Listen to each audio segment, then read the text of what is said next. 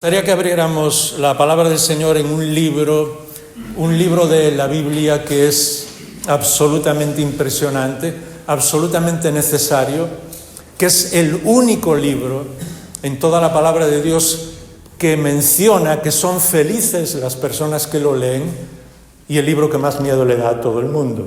Así que ya estáis buscando el libro de Apocalipsis y capítulo 1. Y esos versículos, sobre todo leemos solo el versículo 3 del capítulo 1, Apocalipsis capítulo 1 y versículo 3. Y mientras lo buscáis, decir que siempre pensamos que estamos en tiempos difíciles, siempre pensamos que estamos en los últimos tiempos, siempre estamos pidiéndole al Señor ayuda para saber cómo reaccionar y qué hacer en situaciones complicadas. Y es curioso porque cuando vamos al libro del Apocalipsis, siempre estamos como buscando lo que va a suceder, miramos los acontecimientos para ver si se están cumpliendo o no. Nos encanta ver ese tipo de cosas y no nos damos cuenta de que el libro fue escrito para que el Señor reinara en nuestro corazón, para descansar en Él, para enseñarnos que Él tiene la última palabra en todo, para decirnos que nada se escapa a su control y para decirnos que estamos en buenas manos. Cuando vamos a un médico o a alguien que es muy famoso en una especialidad, es la frase que usamos, no, está en buenas manos. Nosotros estamos en las mejores manos que existen, que es en las manos de nuestro Salvador. Y por eso leemos el Apocalipsis de una manera diferente. Y claro que nos gusta entrever las situaciones, ver lo que se está cumpliendo y lo que no, pero el libro no fue escrito tanto para eso, sino precisamente para lo que dice este versículo. Versículo 3, bienaventurado el que lee y los que oyen las palabras de la profecía y guardan las cosas que están escritas en ella, porque el tiempo está cerca. A mí me encanta la palabra bienaventurado, pero como ocurre con muchas palabras, cuando nosotros las hacemos religiosas, cuando las espiritualizamos, cuando las hacemos muy normales, perdemos todo el encanto que tienen. Entonces, si pensamos en alguien bienaventurado, incluso en estos días que se habla de la Navidad y se habla de la bienaventurada Virgen María, pensamos como en algo, como una persona con una aureola de espiritualidad. ¿Qué imagen viene a vuestra cabeza cuando leéis la palabra bienaventurados? Pues literalmente, tanto en el griego como en el arameo que se hablaba en el tiempo de los evangelios, bienaventurado significa feliz, inmensamente feliz. Y en nuestra lengua, derivada del latín, tiene precisamente esa connotación, pero nosotros no nos damos cuenta, que tenía en el original hebreo, bienaventurado, una buena aventura, una aventura genial. Bienaventurada es una persona que vive una aventura genial. Y gran parte de nuestros problemas en las iglesias es porque no comprendemos que la vida cristiana es la aventura más genial que existe. Y vivimos vidas a veces, pues, con todos mis respetos y con todas las situaciones difíciles que hay, con todas las enfermedades que padecemos y a veces los desprecios de otras personas, pero vivimos como si fuéramos las personas más tristes, a veces más inútiles, más desesperadas del mundo. Y no, seguir al Señor Jesús es la mayor aventura que existe en el universo. Y nosotros vivimos la vida cristiana no cuando el Señor nos lleva con Él, la vivimos ahora, vivimos la vida eterna ahora mismo. Por eso cuando el Señor Jesús habla de la vida eterna, siempre habla en presente. El que cree en mí tiene vida eterna. Y gran parte de nuestros problemas en la vida es que no comprendemos que la vida eterna la vivimos ahora mismo, a pesar de los problemas, de las enfermedades, de las situaciones difíciles, de las incomprensiones y muchas otras cosas que todos conocemos. Es curioso porque esa frase y esa bienaventuranza, ese secreto de la felicidad, aparece 7 veces en el Apocalipsis. 7 es el número perfecto. Cada vez que encuentras en la Biblia algo relacionado con 7, seguro que Dios está detrás de eso. Así que Él dejó exactamente 7 bienaventuranzas. Y entonces el libro del Apocalipsis empieza a contarnos, Juan comienza a contarnos, inspirado por el Espíritu de Dios, todo lo que ve. Y vuelvo a repetir, la única manera de leer el libro es que nosotros lo leamos de una manera personal, que digamos, Señor, ¿qué tienes que decirme a mí personalmente? Y entonces el libro se transforma, las palabras se transforman.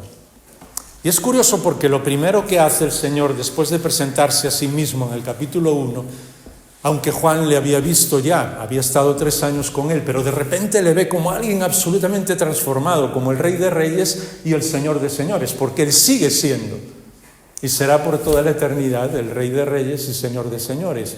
Y entonces comienza a hablarle el Espíritu de Dios ¿a quién? A todas las iglesias. ¿Y lo has pensado alguna vez? También 7 iglesias. Y es curioso porque he escuchado literalmente docenas de predicaciones sobre las 7 iglesias, y supongo que vosotros también. Y está bien, perdonadme a veces mi manera de hablar, es lo que exactamente la Biblia dice, fueron cartas escritas a las iglesias. Pero como el libro es un libro en primer lugar personal, feliz todo aquel que lo lee.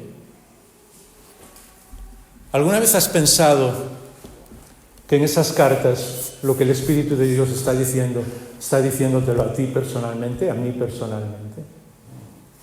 Así que fíjate, solo por un momento y de una manera rápida, porque no vamos a profundizar. Y me gustaría que en los próximos días leyeras esos capítulos 2 y 3 muy despacio. Y no pensando tanto en la iglesia, y mucho menos en tu iglesia, porque a veces siempre tendemos a interiorizar y pensar, pues a ver, ¿cuál de las 7 iglesias se parece a la mía? Sino pensando, Señor, ¿qué tienes que decirme a mí personalmente? ¿Hay alguna de esas características que yo necesito aprender? Y si quieres ser muy directo, te lanzo un desafío que el Señor ha hecho en mi vida en las últimas semanas. ¿Me parezco yo a alguna de esas iglesias? Es decir, ¿hay algo que yo tengo que aprender porque quizás me comporto de una manera similar? ¿Has hecho alguna vez esto al leer los capítulos 2 o 3 o no? Porque quizás podríamos hacerlo hoy. Y fíjate, Éfeso 2:2 habla de que has guardado la fe, los conocéis muy bien. Podéis tener vuestra Biblia abierta en el libro de Apocalipsis, pero os voy a mencionar los detalles. Y sé que conocéis muy bien las 7 iglesias. Y la iglesia de Éfeso era una iglesia impresionante, todo el conocimiento, seguían al Señor, habían guardado la fe, incluso sabían quiénes decían la verdad y quiénes no, y proclamaban la verdad. Pero el Señor les dice, un pero, como dice un amigo mío, como un autobús de grande. Has dejado tu primer amor. Y cuando dejamos de amar al Señor, todo se viene abajo.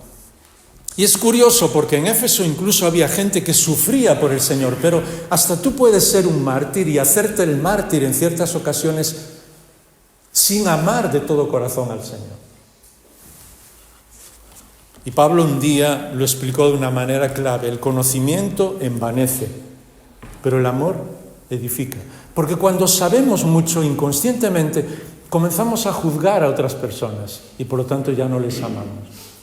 Comenzamos a creer que nosotros tenemos todas las respuestas a todas las preguntas y por lo tanto ya no escuchamos lo que otras personas dicen.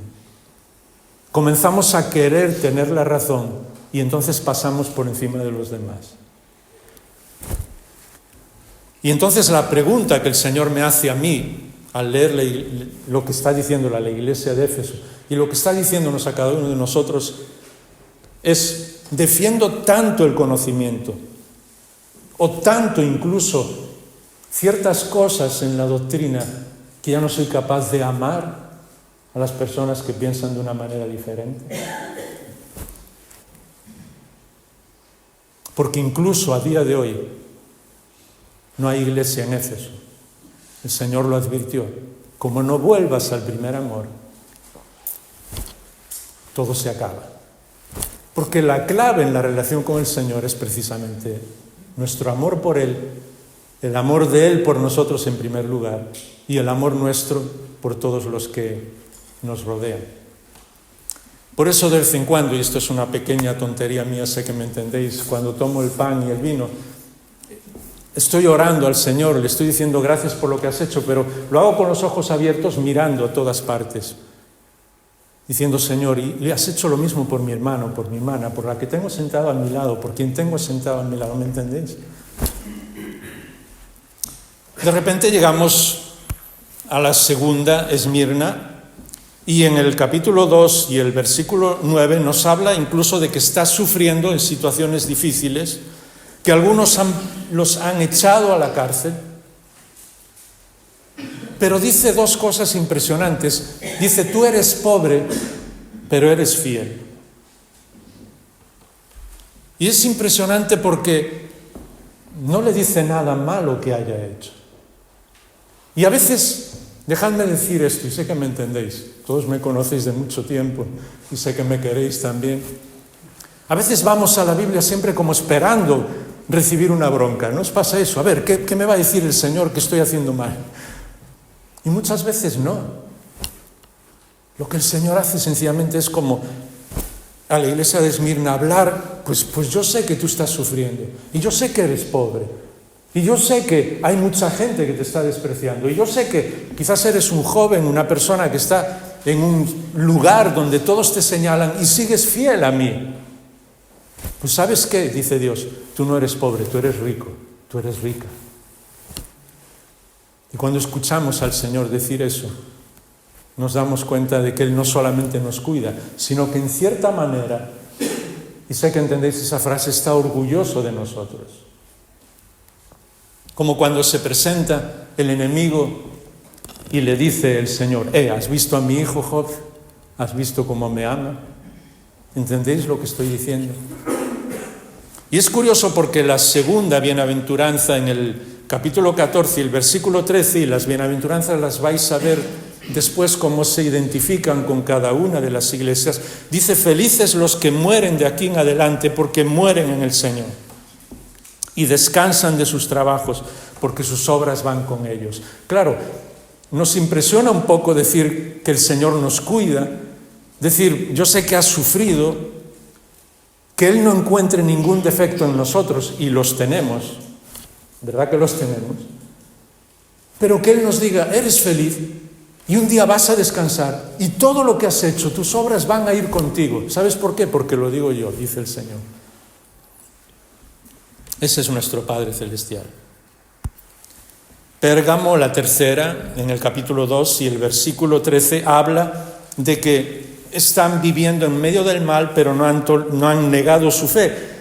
Pero a veces, versículo 14, toleran a quienes ponen un tropiezo. Es decir, hay un pecado oculto. Hay cosas que quizás nadie sabe. Habla de los nicolaitas, personas que tenían ídolos. Y aquí sí que yo quiero dejar que el Espíritu de Dios os hable a cada uno, porque en primer lugar yo no soy quién para dirigirme a nadie. Pero en segundo lugar, solo cuando el Espíritu de Dios nos habla a nuestro corazón, entonces es cuando nos transforma. Alguien puede decirnos, Jaime, estás haciendo esto mal, podemos escucharle o no, pero cuando el Espíritu de Dios nos habla tenemos que escuchar, ¿verdad? Entonces quizás Dios está hablando a alguien, yo no lo sé, en esta mañana que tiene algo en su corazón que tiene que entregar al Señor. Y decir, Señor, lo siento. Incluso a veces puede ser algo bueno, pero que acaba convirtiéndose en nuestro ídolo. Y a veces nos suena muy religioso eso de los ídolos. Pero para mí, que soy muy directo y necesito aprender, hace solamente unas semanas le pedí al Señor, dime realmente cómo, cuándo algo se convierte en un ídolo. Y de repente miré mi agenda. Y el Señor me dijo algo. El Espíritu de Dios nos habla, ¿no? Os habla a vosotros, a vuestro corazón, enseñándoos cosas. Me dijo, ¿sabes lo que puede llegar a ser un ídolo? Cuando tú haces todas las cosas Toda tu agenda, todas tus actividades están alrededor de eso. Cuando tú puedes renunciar a lo que sea, a tu familia o lo que sea, porque tienes que dedicar tiempo a. Eso es un ídolo. Y a veces puede ser algo bueno, algo que no es malo. Pero si toda mi vida o mi corazón o lo que tengo en mi vida gira alrededor de algo y estoy deseando que llegue ese algo, se ha convertido en mi ídolo. ¿Me entendéis? Por eso la tercera bienaventuranza, el capítulo 16 y el versículo 15, el Señor dice, vengo como ladrón. Por eso usa esa imagen. Es decir, no sabemos cuándo el Señor va a volver, ni siquiera nosotros los creyentes. Y no lo hace para asustarnos, lo hace para que nos demos cuenta de que mejor vivir sin esos ídolos. Feliz el que vela y guarda sus ropas, no sea que ande desnudo y vean su vergüenza. Porque cuando seguimos ídolos, esos ídolos acaban desnudándonos. ¿Te acuerdas en el Edén? Siempre me impresiona, a mí me gusta preguntar y leo la Biblia preguntándole al Señor. Os desafío a que hagáis eso, además somos gallegos, nos encanta preguntar. Cuando Adán y Eva pecan y le dan la espalda al Señor y se rebelan contra Él, lo primero que hacen es esconderse, primero vestirse y luego esconderse. Y yo siempre pensé, ¿por qué se visten? No había nadie más en el paraíso. Y ellos se conocían perfectamente como para no tener que preocuparse. Pero eso es lo que el pecado hace en nuestra vida, lo que el enemigo hace en nuestra vida. Queremos escondernos. Y cuando tenemos ídolos, nos escondemos. Seamos creyentes o no seamos creyentes.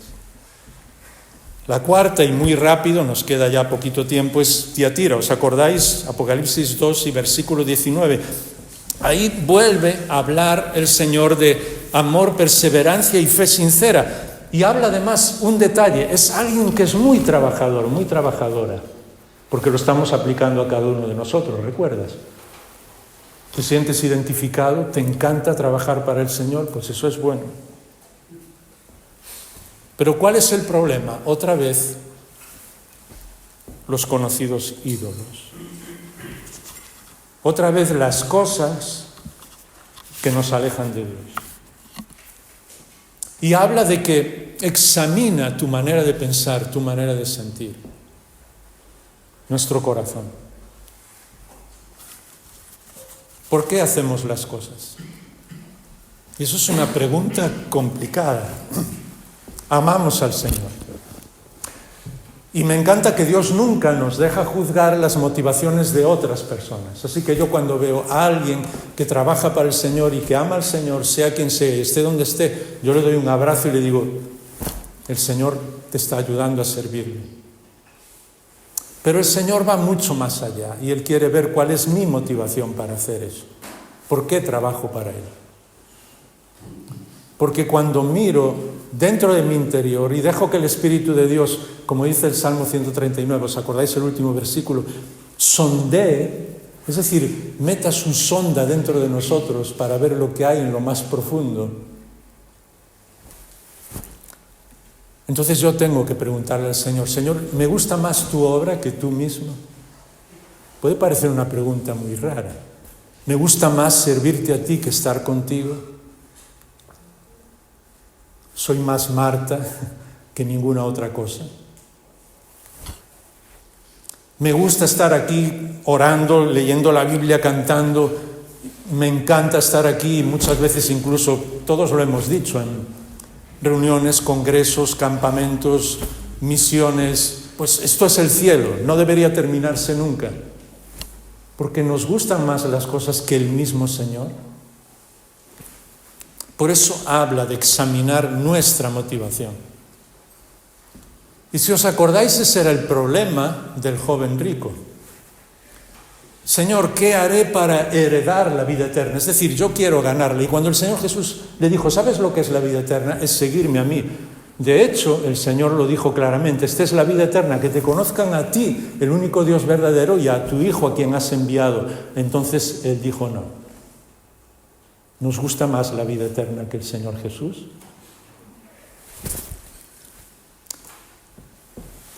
La bienaventuranza de 19:9 dice: feliz los que están invitados a la cena de las bodas del Cordero. ¿Sabes lo que será la eternidad? Disfrutar de las bodas del Cordero todos los días de la eternidad. Esa expresión no se puede decir porque en la eternidad no habrá días, pero sé que me entendéis. Llegamos a Sardis 3:1 y habla de alguien que cree, pero está muerto. Y el Señor le dice: afirma lo que está a punto de morir. Es decir, una persona que está comenzando a vivir una doble vida, pero no porque quiera hacerlo. Pensad por un momento, yo nunca he encontrado una persona durante más de 40 años predicando y visitando centenares de iglesias que un día se levante y diga: pues yo no quiero seguir más al Señor, y ya está. No. El enemigo es mucho más astuto que eso. Va poco a poco, desviándonos. Y eso fue lo que le pasó a la iglesia de Sardis, y eso nos puede pasar a nosotros. Por eso dice: afirma lo que está a punto de morir. ¿Y sabes cuál es la base de todo? ¿Cuál es mi relación con el Señor?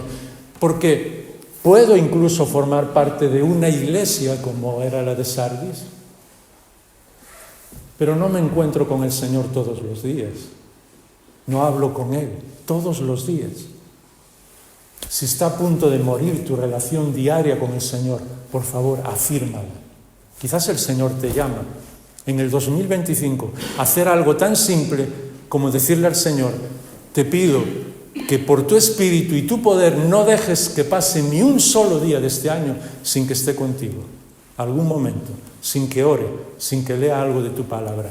Vas a ver cómo es un desafío inmenso y todo va a ser transformado. Afirma lo que puede estar a punto de morir. O hacerlo en la familia. Señor, no voy a dejar pasar un solo día en el próximo año sin orar junto a mi familia, sin estar hablando contigo y escuchándote. Porque la bienaventuranza, el capítulo 20 y el versículo 6 es: feliz, bienaventurado y santo el que tiene parte en la primera resurrección, y la muerte segunda no tiene poder sobre estos, sino que serán sacerdotes de Dios y reinarán con Él por 1000 años. Así que el objetivo de Dios para nosotros, después de regalarnos todo, después de darnos una vida absolutamente impresionante, que es vivir cara a cara con el Señor, es que un día incluso podamos reinar con Él. ¿Te imaginas? Y ahí otra vez la pregunta: Señor, ¿yo estoy preparado para reinar contigo? Y yo pienso que en ese momento, cuando esté con el Señor, sé que no van a venir malos recuerdos, porque el Señor lo transforma y lo restaura todo. Pero sí, no podré evitar que vengan algunos pensamientos a mi cabeza y decirle: Señor, ¿cuántos días perdí sin estar contigo? Y la verdad, debería haberlo hecho, porque ahora podría estar cumpliendo mejor esta labor que tú has puesto. En mi vida te habría conocido mucho mejor. Así que volver al Señor, afirmar lo que está a punto de morir. Y ya para terminar, los dos últimos: Filadelfia, otra iglesia en la que no hay ninguna mención para nada malo, una iglesia débil pero fiel, que lo da todo por el Señor y no niega su nombre, y por eso el Señor le dice: yo te guardaré de la hora de la prueba. Muchos piensan que es sencillamente la promesa de que la iglesia no pasará todo lo que va a venir a lo largo del libro, porque Dios ha hecho esa promesa. Solo el Señor lo sabe. Pero esa promesa de guardarnos en la hora de la prueba es definitiva. Y eso lo podemos decir por experiencia, incluso en momentos en los que tú piensas que no vas a seguir viviendo o que no vas a ver nunca más a nadie. Dios pone una paz en tu corazón que nadie puede imaginar. Es su palabra: yo te guardo aún en los momentos de la prueba. Y por eso la sexta bienaventuranza, terminando el libro del Apocalipsis 22:7, yo vengo pronto, dice el Señor Jesús, feliz el que guarda las palabras de la profecía de este libro. Y por último, solo 2 minutos más, porque el tiempo ha terminado, la iglesia de la Odisea. Y ya todos la conocéis, quizás es la que más hemos hablado sobre ella, pero otra vez, estamos aquí para pensar en nuestra vida personal y decirle al Señor, Señor, ¿soy yo una persona tibia? ¿Alguien ni frío ni caliente? ¿Demasiado feliz con el mundo para ser feliz en la iglesia? ¿Y demasiado santo como para ser feliz con el mundo? ¿Me entendéis? No estoy bien en ninguno de los dos lugares, porque eso era lo que le pasaba a la iglesia de la Odisea. Y es el momento de desafiarnos a nosotros mismos y de pedirle ayuda al Espíritu de Dios para ser inmensamente felices, bienaventurados con Él. Porque no necesitamos nada más. Es curioso porque esa iglesia creía que lo tenía todo y hoy personalmente pensamos que lo tenemos todo. Nunca hemos tenido mayores posibilidades de leer, de estudiar, de entrar en internet, de ver predicaciones, de saberlo absolutamente todo, pero ¿estamos realmente ardiendo por el Señor? ¿Felices con Él? Porque fíjate que la última bienaventuranza, casi al terminar el libro del Apocalipsis, el capítulo 22 y el versículo 14 dice que felices son aquellos que lavan sus vestiduras para tener derecho al árbol de la vida y para entrar en esa vida eterna. Y lo que me asombra, y supongo que a vosotros también, es que el Señor le dice, Apocalipsis 3:20, que lo decimos muchas veces a personas no creyentes, está bien, pero recordad que está hablando a una iglesia. Yo estoy a la puerta y llamo. Si alguno oye mi voz y abre la puerta. Y fíjate que es una invitación personal. Cenaré con Él y Él conmigo. Hace años, no sé si os lo conté alguna vez aquí, leí algo que me impactó. Un escritor se dedicó a hacer muchas encuestas a diferentes personas, preguntó a diferentes personas cuáles eran las frases que más le gustaban escuchar. Y supongo que casi todos recordáis o adivinaríais cuál es la primera que más nos gusta escuchar, cuando alguien nos dice te quiero. Y la segunda que más le gusta escuchar a la gente, después de cientos de entrevistas personales, quizá la adivináis también, es te perdono. ¿Verdad que nos gustan escuchar esas dos? Para mí la sorpresa fue la tercera, nunca lo habría imaginado. ¿Sabéis cuál es la tercera? La cena está lista. Cuando lo leí, recordé Apocalipsis 3:20. El Señor está invitándonos. Y está invitando de una manera que nos está diciendo, ya preparé la cena está lista. Deja de ser tibio. Deja de pensar que te estás perdiendo algo, porque no estás perdiendo nada. Yo te invito.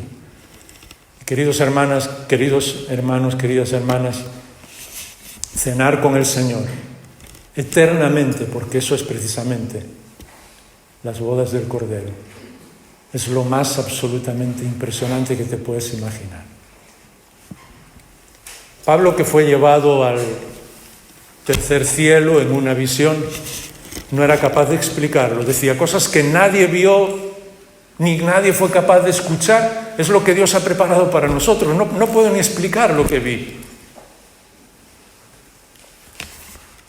Cuando vemos la naturaleza, cuando disfrutamos del amor, de las cosas materiales, pero también de las espirituales, de la libertad, de abrazar a nuestros seres queridos, cuando disfrutamos de todo lo que nos regaló el Señor y nos sentimos realmente bien, imagínate lo que Él ha preparado para nosotros.